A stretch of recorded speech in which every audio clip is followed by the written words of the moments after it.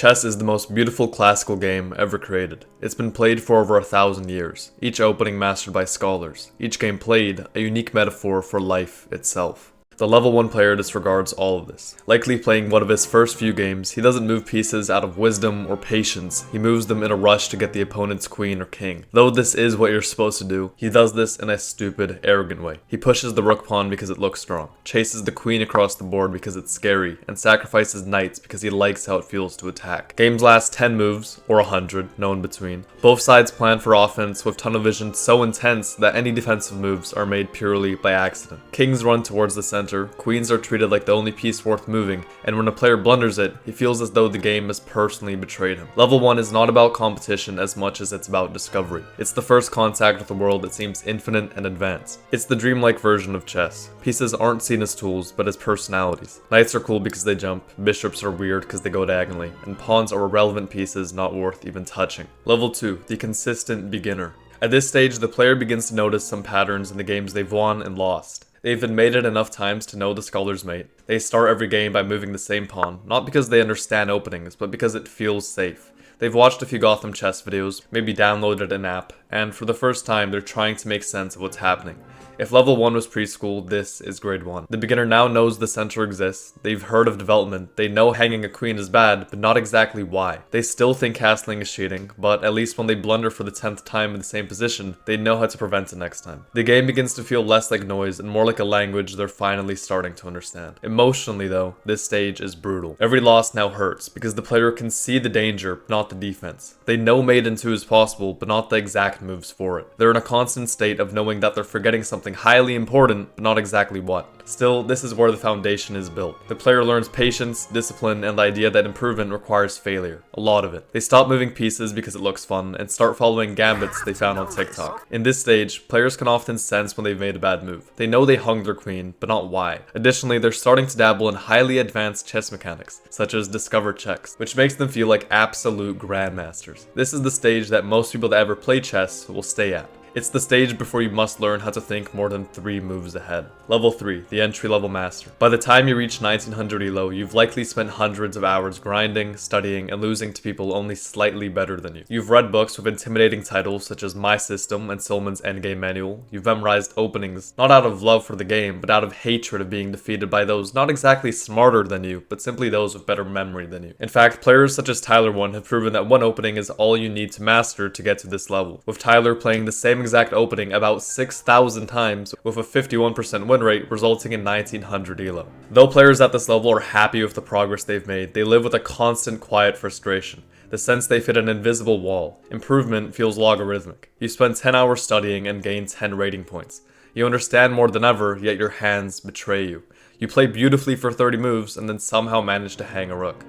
This level is the middle class of chess. The player is too good to ever have a fair game with a beginner, yet too flawed to compete with a true master.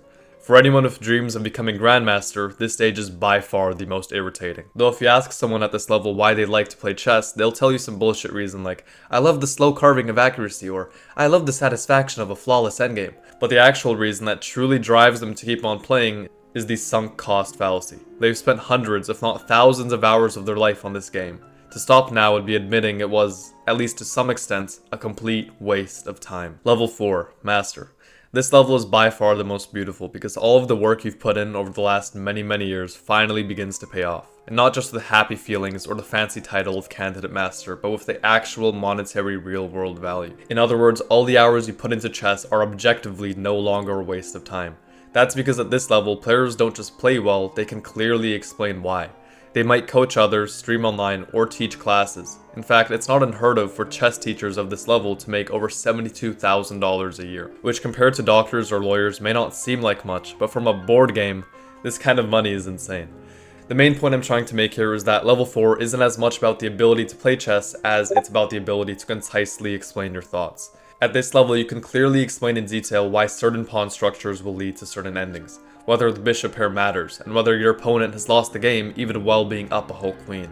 You create plans for the rest of the game in seconds, and for the average player watching you, your moves make zero sense, as your thought process has far surpassed theirs. And yet, you're well aware of your own limitations. When you try to correct a Grandmaster, you're ridiculed. Watching top-level chess makes you dance uncontrollably. It's a symphony, an orchestra. It's everything you've ever wanted from life. At this level, emotion is the main opponent. You have all the right ideas, but lose to arrogance or impatience. The real training begins to shift inward, learning to master not the opponent, but yourself. You begin to recognize that chess isn't about talent anymore, it's about process. Every blunder and brilliance is a perfect reflection of your current state of mind. Level 5, Grandmaster. At this level, you actually look like a superhuman. You think way too fast, you know what to do way too fast, and for some reason, everything just works. These players no longer even need to look at the chessboard to win the game, as the game is played largely within their own minds. They instantly know how to win positions they've never even seen before. They can play blindfolded games against 10 masters at once, and in Blitz, they aren't limited by how fast their minds can work, but rather by how fast their hands can move. Also, if you thought the concept of chess being a sport was false, you'd actually mostly be correct. But at this level, the saying does finally become true, as these Grandmasters use so much energy that they usually lose about 11 pounds per tournament, with Anatoly Karpov losing 22 pounds in a 1984 tournament simply from thinking. This level also represents confidence without arrogance, mostly. They trust themselves completely because they've tested themselves tens of thousands of times. At this altitude, chess becomes a performance art. A level 5 player doesn't just win, they entertain.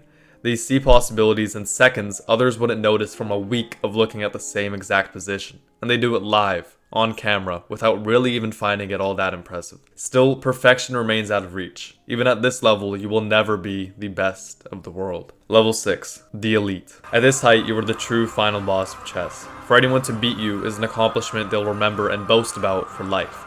To get to this position, you don't just need talent or hard work. Players at this level have literally lived chess. Magnus, for example, started at age 5, and by age 12 defeated his first Grandmaster in 2003. His opponents don't ever need to blunder, they simply decay. And yet, even at this level, it's still possible to blunder the game in just a few moves. Interestingly, at level 6, something that's been missing since level 1 finally returns. Creativity. Having mastered the fundamentals, you can now bend them. They experiment with openings, try absurd ideas, and play endgames from unequal positions just to prove they can win them. Level 7, when mastery devours its maker. Above all understanding lies obsession, when the player and the game become indistinguishable. The only person known to have reached this position was Bobby Fischer, arguably the best chess player to ever live, reaching a rating of 2785 before the first computer beat a Grandmaster at chess. In his time, he wasn't just the best human at chess, he was the best being at chess. That's because he lived it, created new games out of it, and every second of every day was just an extension of the board. Moves haunted him, positions replayed endlessly in his mind, not as entertainment, but as compulsion. At this level, the human mind begins to fracture under the weight of perfection. The player stops existing in the real world. Conversations feel like moves, streets look like diagonals, and people begin pawns in imaginary positions. And your pattern recognition could start to get out of hand. Fischer's genius was matched only by his torment. He saw too deeply into the machinery of chess, and once you've stared into the abyss, it's hard to come back. Your whole life you've spent mastering chess, without realizing the whole time it was simply procurement. This is where the dream of mastery meets its final price. You achieve better understanding than anyone ever, but lose perspective. The beauty that initially drew you in becomes the very prison that holds you in place. Every flaw you begin to notice in the game itself causes your mind to physically hurt. And yet, without people like Fischer, the rest of us would never know how deep the rabbit hole truly goes. They've shown us the current limit, and what happens when you break through it. To study Fischer is to confront the limits of genius, the point where brilliance melts into madness. He loved chess until he hated it. In his shadow, every aspiring player is shown that obsession, left unchecked, can consume even the strongest mind. The ultimate reminder that humanity can never truly conquer what is infinite.